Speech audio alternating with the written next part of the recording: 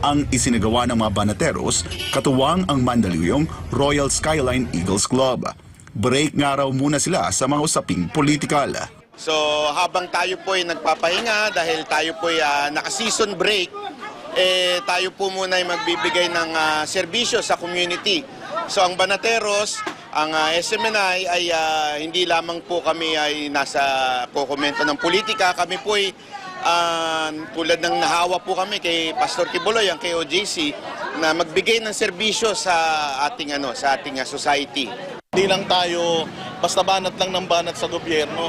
Kailangan magpakita rin tayo ng initiative na makatulong din tayo sa kapwa natin. Hindi naman kailangang malaki, maliit o malaki, ano lang naman yan. Isa pa rin naman ang ang paningin ng taas tungkol diyan.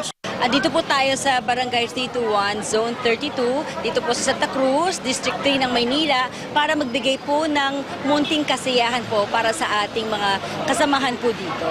Kaya tayo po ay nasisiyahan, nagagalak sa blessing na dumating sa atin sa araw na ito na ipapamahagi po natin sa kanila.